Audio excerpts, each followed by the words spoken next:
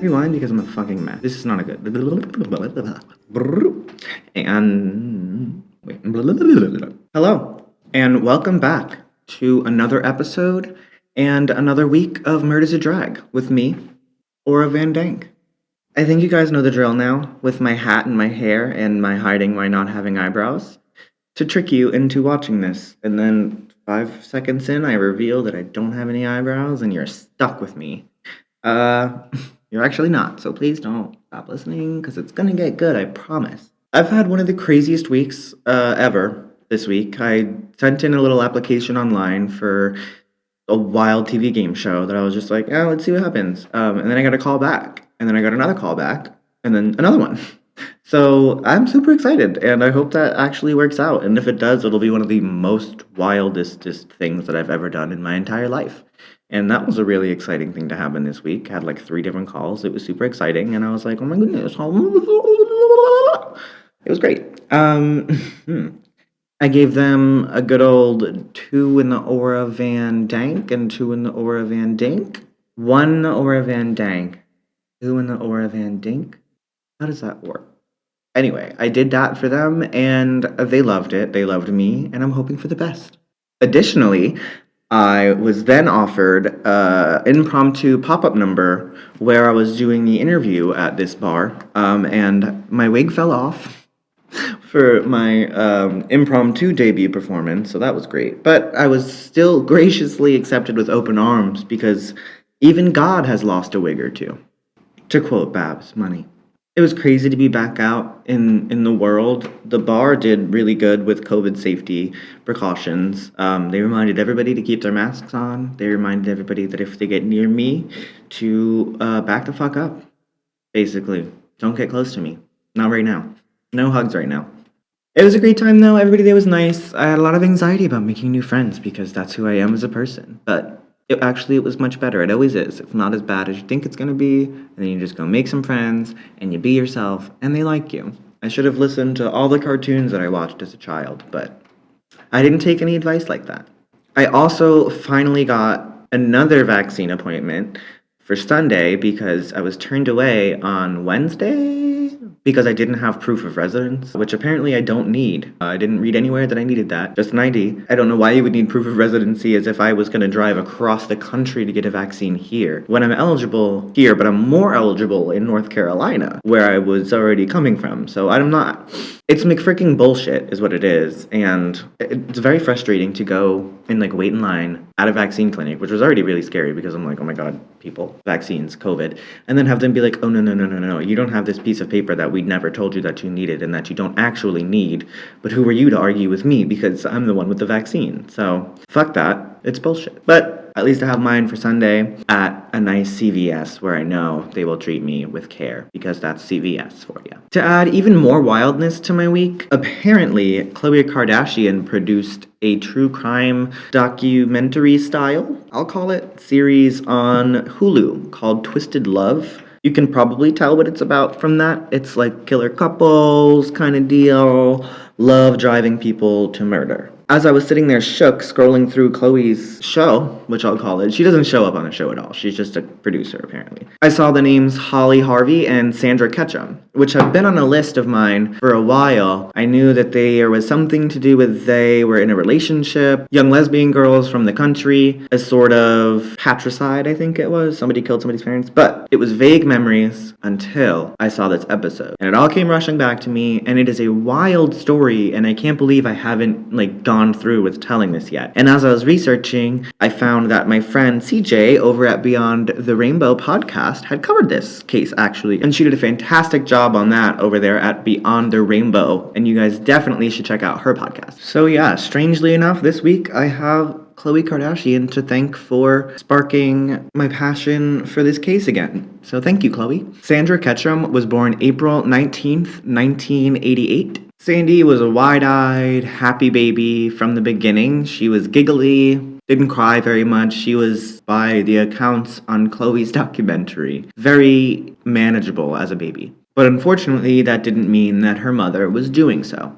It wasn't long before Sandy's parents split up and her dad started dating. He got married a few times. It didn't work out, but throughout all of that, Sandy didn't really get to know her mom. She hadn't gotten to know her mom since she was a young child, and it was seen that her mother was unfit to be a parent. So that sort of left her with abandonment issues, as it would. Around the time that Sandy's 12 years old, her dad meets Beth, who stays in the picture for a much longer time, has a lot of love for Sandy, and is an all-around good mother to her, pretty much. It's very clear from when Sandy is a young kid that she's a tomboy all the way.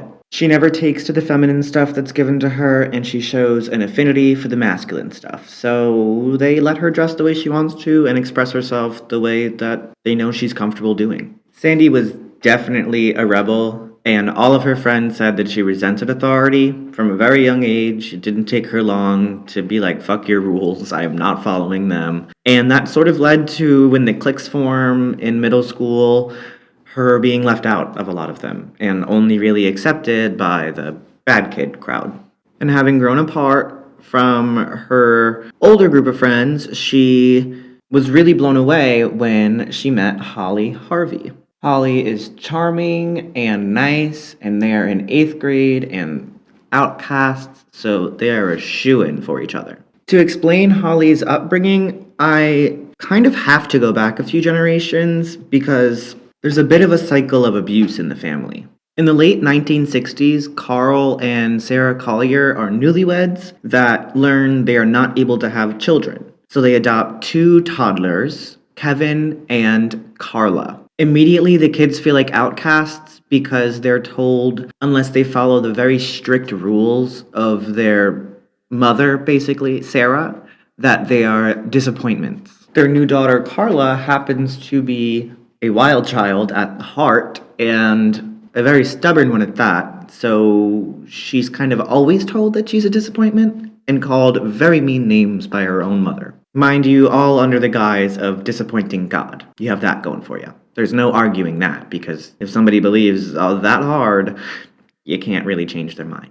So, naturally, when Carla is 17, she runs the fuck away from there and meets a boy. Now, this boy happens to be a full-on bad boy with a long rap sheet, and all of us with the affinity for bad boys know the story and know how easy it is to get sucked into that crazy bullshit, and she ends up with a baby while the man that she's seeing ends up being a deadbeat. And pretty much right after she has the baby, he is put away for outstanding warrants.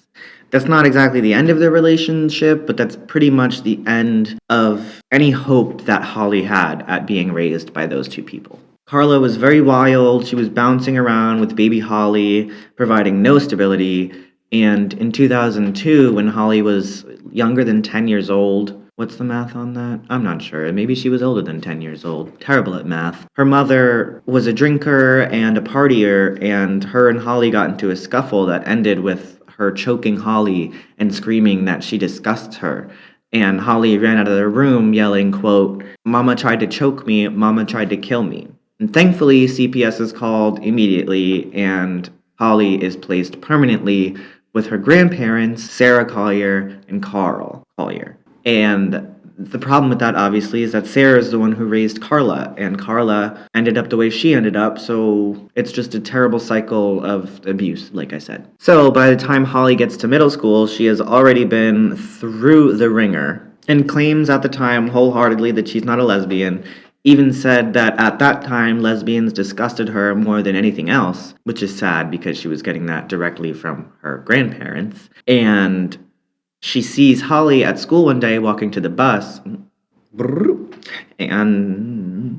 and Holly sees Sandra one day at school walking to the bus, and she's heard about Sandy through one of Sandy's cousins. So she calls out her name, thinking that that could be her, and when she turns around, she says it was love at first sight. And in one of the letters that they sent to each other, Holly's quoted saying, "You turned around and you looked like an angel. I didn't even know who you were, but I fell in love with you. I used to think lesbians were like the nastiest thing on earth, but yet here I was, fallen head over heels for you in a matter of 2 seconds." That quote is like direct from the letter, so it's like the letter U and W/U for with you. It's very, very 2002 texting. Pretty much from that point on, those two are inseparable. You cannot get them to be apart. which is what inseparable means. Sandy invited Holly over often because it was pretty well known that Holly's grandparents were not going to let them have very much fun at that house. So she would have sleepovers with Sandy. And Sandy's parents loved Holly. They said that she was one of the sweetest kids that they'd ever met when they first met her, and that it looked like their daughters had just sparked up a great friendship. Very naive straight people. For a short while, like I said, Beth is a sweetheart. She loves the girls. And then she kind of catches on to the fact that they're in a lesbian relationship. And she's not super stoked about that. But I don't necessarily think she's homophobic. I think it's more of the fact that she didn't like that they were lying to her and also didn't like that they were having sex in her house. Which is understandable because I know that my mom knew I was gay, but I sure as hell wasn't about to sleep with anybody in her house. So I respect that rule, Beth. I respect that. So Beth becomes stricter with the girls, which makes them resent her, naturally, as teenagers do. And Holly is already resenting her grandparents, which just leads to them acting out a lot, and they're being tortured at school. So that's exacerbating the problem by a lot. And an abusive grandmother, Sarah, who at this point was going around town begging people to pray for her lesbian daughter who was in an evil lesbian relationship and needed salvation for her soul. So the damage was really piling up on these girls, and they were being called to every name in the book at school, being further pushed out and ostracized and marginalized, and it was just leading to them doing more and more self-destructive behavior. They started falling in with the wrong crowd, beyond pot started picking up amphetamines, pain pills, bad things that happen in the Southeast. And if it's shocking to you that kids this young are using things like that, then you've clearly never been to the Southeast. Sarah's common assault on Holly verbally was telling her that she was, quote, a slut, a whore, and that she would end up just like her mother. Very, very positive reinforcement there. Clearly things here are starting to get toxic between Sandy and Holly. They're using drugs together, they're sneaking out together, they begin cutting school, which is a little bit more understandable than the other things because school is where they're being tortured the most. Can't say I never did that. But I definitely didn't do the other things. And they were definitely headed down wrong paths. Their friends could see it and they tried their best, but it was a really huge snowball effect at that point, rolling to blow up in everybody's faces. Sandy started beating the shit out of anybody who would bully her or talk shit to her, so she was getting suspended on top of skipping school, and things were just in a bad spot for both of the girls at that point. As they get a bit bolder, the girls decide that they're going to steal Sandy's parents' car and go joyriding through Fayetteville, which took a long time for Sandy's parents to catch on to, but when they finally did, they were very upset. And Holly's grandparents, Carl and Sarah, start fighting with Sandy's parents, Beth and her father, and they start blaming each other's kids for how wrong things are going, essentially. Both families decide that it's best to just ban the girls from seeing each other, and that's when we start seeing those infamous letters that they wrote to each other. I'm putting in my first big content warning right here for self-harm and suicidal ideation. So if you are sensitive to that, and if that's a trigger for you, I would recommend skipping ahead 5 minutes. After being isolated from Holly, Sandy started cutting herself with knives, razors, pencils, rocks, anything that she could get her hands on. And it was very noticeable to her parents, and nothing that they could do or say seemed to be helping Sandy. And Sandy was writing forlorn letters to Holly, like this one. I try so hard to really let you know how much I love you. What would I do if our love had no meaning? I want you to have faith that this will soon be over, but it's a price to pay though. And I ask myself, is this life worth living? Very melodramatic letters, but also very indicative of there being mental health issues underlying all of this. After a few weeks of being away from each other, the girls make a break for it in Sandy's parents' car. They take some money and they drive as far as they can with that until they get to the end of the road. They run out of gas and they find an abandoned car to sleep in. 4 days later, they're found by the police in an abandoned car and taken home. Both parents are furious, and the Colliers decide to charge Holly as a runaway, which makes them able to put a stipulation on the probation from that, which keeps her legally away from Sandy. giving the Colliers the ability to call the police if Sandy and her are ever together, and obviously this pisses Holly off immensely. Sandy's parents eventually allow her to go outside and hang with friends in their apartment complex, and that leads to her coming home and collapsing on the floor, having overdosed on pain pills.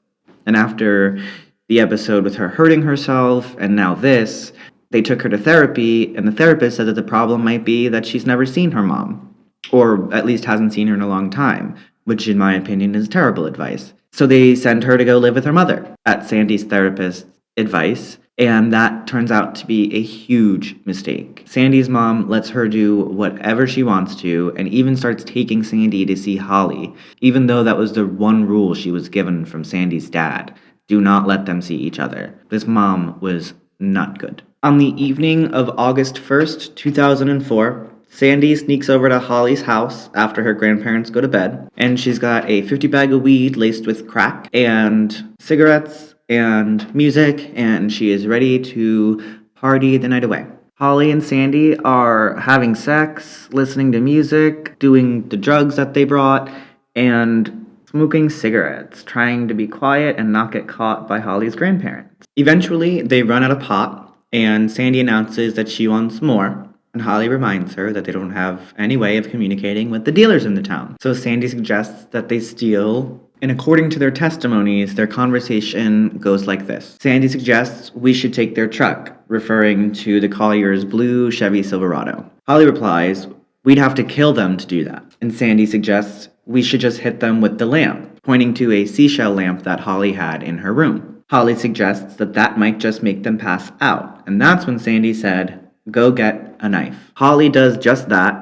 Sandy takes it and starts practicing violently stabbing Holly's mattress. Mind you, these girls are high on crack at this point, and they are 15 years old, which leads me to believe that their systems don't handle crack very well. Not that an older person could handle crack very well. I'm getting off the rails here. Eventually, to get the grandparents to come downstairs, Holly starts smoking weed in the house, and that does exactly what they want it to, and within a few seconds, Holly's grandmother, Sarah, is downstairs and knocking at her bedroom door. Holly opens the door with the knife behind her back, and her grandma complains about the smoke and the noise, and she doesn't see Sandy at this point because Sandy's hiding. She tells Holly that she's going to be just like her mother, and then she turns to leave, and that's when Holly plunges the knife into her grandmother's back in between her ribs and puncturing her right lung. Her grandmother obviously screams out in pain at this point and turns around and pins Holly to the bed, and Carl runs downstairs because he hears the screams at this point, so Holly starts to panic and she's yelling at Sandy to help her, which Sandy does. She throws Sarah off of Holly, giving Holly the opportunity to get up and run after her grandfather, who had since left the room after seeing the chaos and gone upstairs to call 911. When she gets upstairs, she notices that her grandfather has the phone in one hand and a knife in the other one.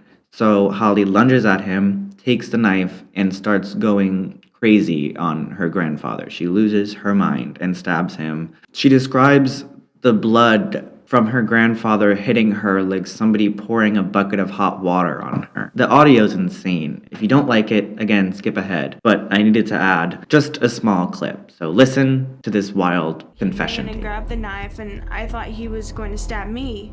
But I took the knife from my grandpa and I closed my eyes and I just started stabbing my grandpa real fast. Then the last time I stabbed my grandpa, a lot of blood came on me. A lot of blood came on you.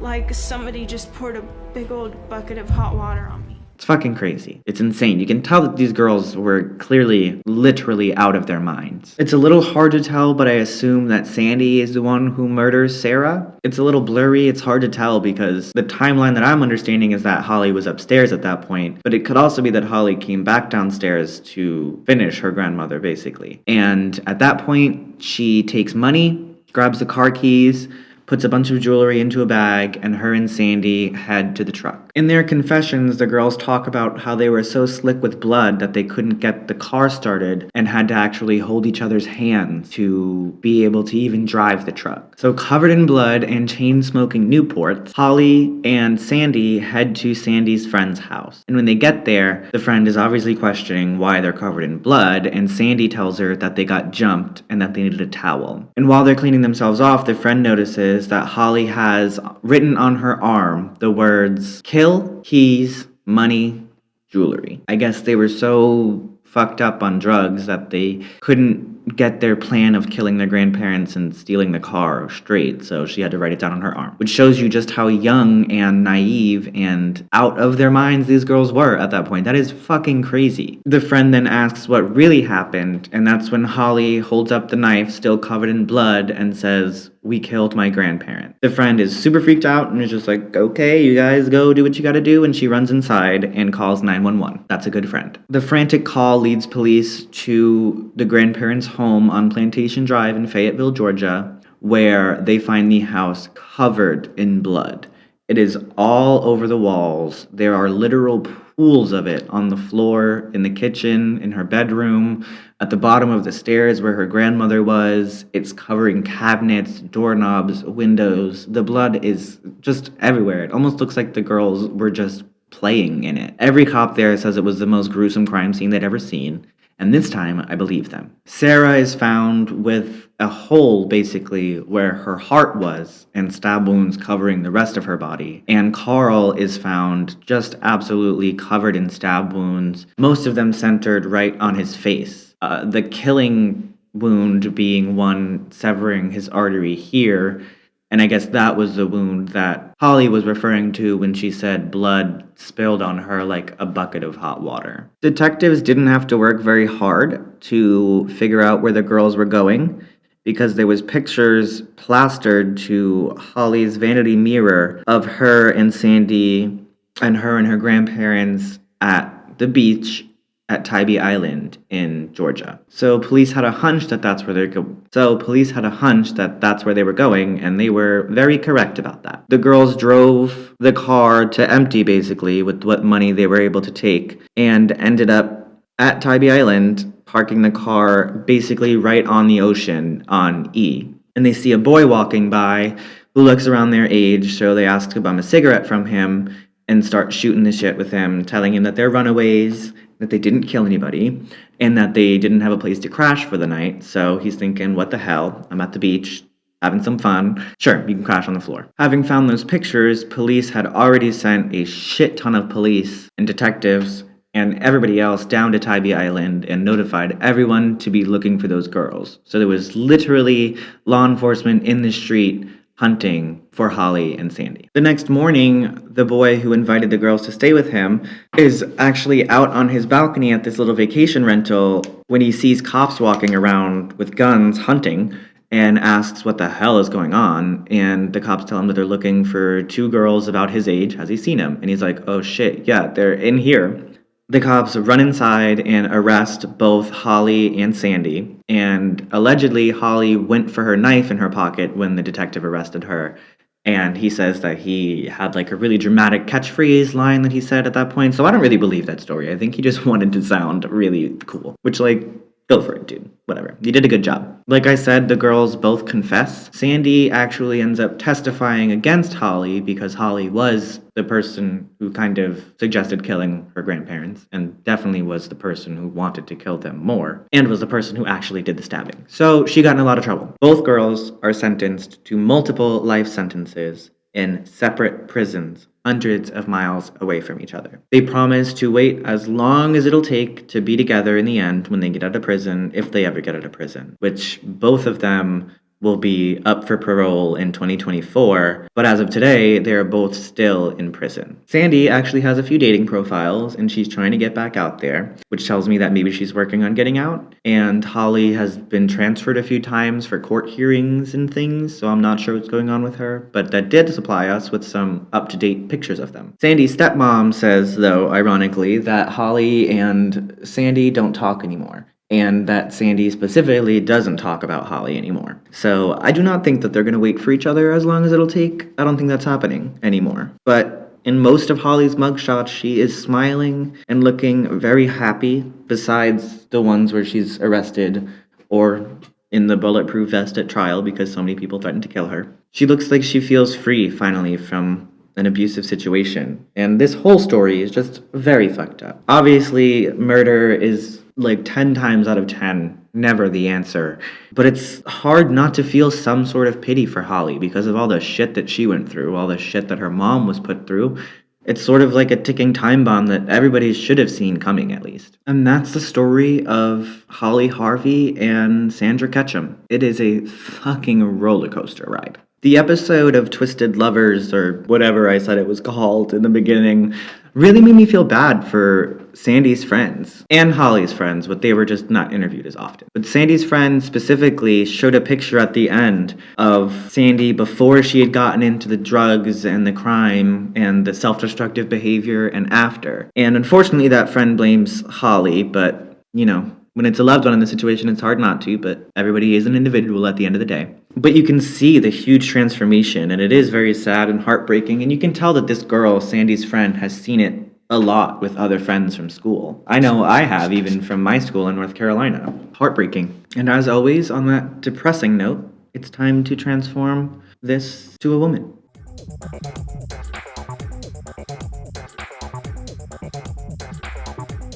That's the finished look for this week. I know I didn't put anything on below my neck, but, you know, let's be real. You can't see anything down there. And this is tie-dye and it matches my wig, and I couldn't help but keep it on because I think this is a look. And if you disagree, feel free to read me in the comments, like you always do. Yeah, I have a gig tonight. I'm excited about that. And I'm gonna bat in this face. The first time one of these faces is actually gonna get to go out in real life. I mean, not like the first time ever, but first time filming a show and then doing a show. You know what I'm saying? I think it's cute. I hope you guys enjoyed this week's crazy fucking story. It was wild, I know. I'm still shook about this case. I still think about it sometimes and I'm like, wow. Have a beautiful week, but know that I still love you and that I'll see you next week. Probably.